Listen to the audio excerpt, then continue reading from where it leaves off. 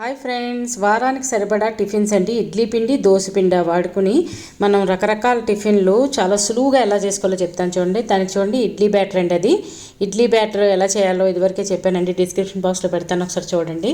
అలాగే దానికి పెద్ద ఇడ్లీలా పెట్టుకుంటే కనుక వెరీ ఈజీ అవుతుందండి. చూడండి, అలాగే ఒక బాణీలో నీళ్లు పోసుకొని దాంట్లోకి లోతుపాటి ప్లేట్ లేదంటే కంచం లాంటిది తీసుకుని దానికి కొద్దిగా ఆయిల్ అప్లై చేసి మన ఇడ్లీ పిండి వేసుకుంటే ఒకే ఇడ్లీతో మొత్తం అంటే మొత్తం మన ఫ్యామిలీ అంతా తీసుకునేలాగా పెద్దగా వస్తుందండి. ఆ ఇడ్లీ 4 ముక్కలు కట్ చేసుకుంటే నలుగురు తినేయచ్చు.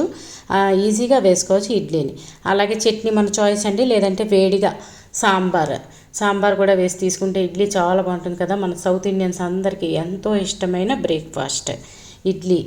అలాగే చట్నీ మన చాయిస్, దేంతో తీసుకున్నా ఈజీ అవుతుంది ఇలా పెట్టుకుంటే అని చెప్పడానికి చెప్పానండి ఇడ్లీ.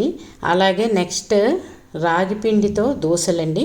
రాగిపిండి మన ఆరోగ్యానికి చాలా మంచిది. డయాబెటిక్ ఉన్నవాళ్ళు ఇలాగా బ్రేక్ఫాస్ట్లో రాగిపిండితో తీసుకుంటే కనుక షుగర్ లెవెల్స్ కంట్రోల్లో ఉంటాయండి. అలాగే వెయిట్ లాస్ అవ్వాలనుకున్న వాళ్ళకు కూడా రాగిపిండితో చేసుకునే వస్తువులు తీసుకుంటే కనుక సులువుగా వెయిట్ లాస్ అవ్వచ్చండి. దానికి చూడండి, రాగిపిండి నేను ఇదివరకు రాగిపిండి కూడా ఎలా చేశానో దోశలకు కానీ ఇడ్లీకి కానీ ఆల్రెడీ నా ఛానల్లో పెట్టానండి, చూడండి ఒకసారి. అలాగే సేమ్ మన దోశ ఎలా వేసుకుంటామో అలాగా ఆ దోశని స్ప్రెడ్ చేసుకుని చుట్టూ కొద్దిగా ఆయిల్ వేసుకుని 2 పక్కల తిప్పి కాల్చుకుంటే ప్లెయిన్ రాగి దోశ అవుతుందండి. అలాగే బోరు కొట్టకుండా మనకి రాగి దోశ మీద ఆనియన్ చెక్ కూడా వేసుకుని చేసుకుంటే రాగి దోశలు ఎన్ని కావాలంటే అన్నీ మనకి 2 పక్కల తిప్పి కాల్చుకుంటే. చట్నీ మన చాయిస్ అండి.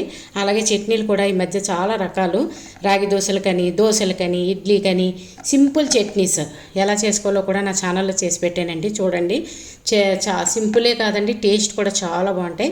మీరందరూ కూడా ఈ చట్నీలు, ఈ దోశలు ఇలా వేసుకుని ఎలా వచ్చాయో కామెంట్ పెట్టండి. అలాగే ప్లెయిన్ దోశ అండి. ప్లెయిన్ దోశ పిండి కూడా చక్కగా మధ్యలో మెత్తగా చుట్టూ క్రిస్పీగా రావాలంటే మంచి చిట్కాలు పాటిస్తే కనుక చక్కని దోశలు వస్తాయండి. అవి అలాగా మనకి ఎన్ని కావాలంటే అన్ని, ఇవి కూడా కావాలంటే ఆనియన్ చెక్ వేసి చేసుకోవచ్చు. చట్నీ మన చాయిస్. దోశలు అలాగే మూడోది దోశ, ప్లెయిన్ దోశ అయింది కదండి. అలాగే దానికి మంచి కాంబినేషన్ ఆనియన్ టమాటా చట్నీతో ఇవాళ తీసుకున్నానండి నేను. దానికి ఏంటంటే మన ఆనియన్ టమాటా చట్నీ కూడా నేను ఈ మధ్య నా ఛానల్లో చేసి పెట్టానండి, చూడండి ఒకసారి. అలాగే డిఫరెంట్ టైప్స్ ఆఫ్ దోశలని కూడా చాలా రకాల దోశలు నా ఛానల్లో పెట్టానండి.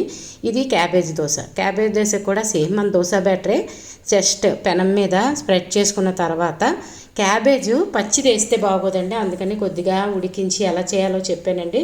ఫుల్ వీడియో నా ఛానల్లో ఉంది, ఒకసారి చూడండి. క్యాబేజ్ దోశ అది కూడా చేసుకుంటే బాగుంటుంది. అంటే వారానికి సరిపడా ఈ మధ్య చాలా అంటే ఆడ మగ ఇద్దరు కూడా ఎంప్లాయీస్ అవుతున్నారు కదా.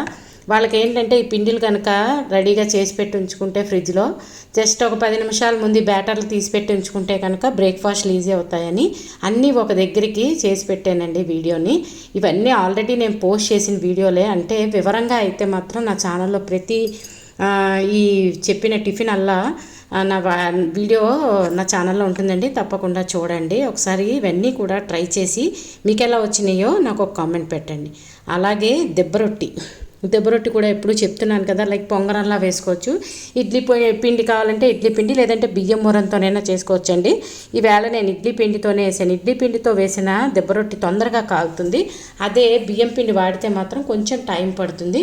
కొద్దిగా క్రిస్పీనెస్ మాత్రం ఖచ్చితంగా తేడా వస్తుందండి. బియ్యం మూరం రొట్టె అయితే చాలా కమ్మగా ఉంటుంది, ఇడ్లీ పిండితో అయితే కొంచెం ఇలా మెత్తగా ఉంటుంది. దీనికి కూడా చట్నీ కానీ లేదంటే మనం మాగాయ పచ్చడి అయితే ఈ రొట్టికి చాలా బాగుంటుంది.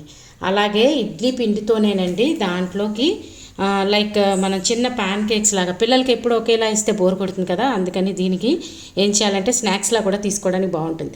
ఇడ్లీ పిండిలోకి కొద్దిగా కందిగుండ డిస్క్రిప్షన్ బాక్స్లో పెడతాను, ఒకసారి చూడండి. దానికి కొద్ది కాయగూరలు, ఉల్లిపాయ ముక్కలు, పచ్చిమిరపకాయలు, క్యారెట్, బీట్రూట్ ఇవన్నీ ఆ పిండిలోకి సరిగ్గా కలిసేలాగా శుభ్రంగా మిక్స్ చేసుకుని పెనం వేడెక్కించిన తర్వాత పెనంకి కొంచెం ఆయిల్ రాసుకుని దానికి ఏంటంటే మన కావాల్సిన సైజు చిన్నవి వేస్తే పిల్లలకి అట్రాక్షన్గా ఉంటుందని అందుకే ప్యాన్ కేక్స్ అన్నాను. వాటికి మనం చిన్నగా వేసుకుని కొంచెం నూనె చుట్టూ కూడా వేసుకుని మూత పెట్టి 2 పక్కల తిప్పి కాల్చుకుంటే చక్కని ప్యాన్ కేక్స్ అవుతాయండి.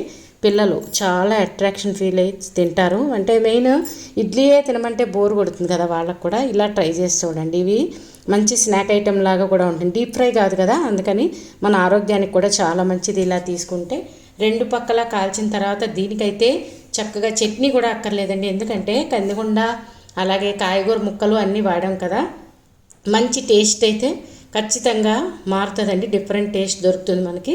మీరు ఈ టిఫిన్స్ ఇలా ట్రై చేసి మీకు ఎలా వచ్చినాయో నాకు కమెంట్ పెట్టండి. అలాగే నా ఛానల్ సబ్స్క్రైబ్ చేసుకోకపోతే సబ్స్క్రైబ్ చేసుకోండి. ఒకవేళ చేసుకున్నట్టయితే కనుక మీ ఫ్రెండ్స్తో రిలేటివ్స్తో షేర్ చేయండి. కొత్తగా చూస్తున్న వాళ్ళు తప్పకుండా సబ్స్క్రైబ్ చేసుకోండి. అలాగే చిన్నగా కాకపోతే కొంచెం పెద్దగానైనా సరే ఇలాగే సేమ్ పెనానికి కొద్దిగా నూనె రాసిన తర్వాత చుట్టూ ఆయిల్ వేసుకుని మూత పెట్టి కాల్చుకుంటే సైజు ఇదే ఉందండి. సైజు కాదు కదా, మెయిన్ ఏంటంటే టేస్ట్ అయితే ఏమీ మారదు.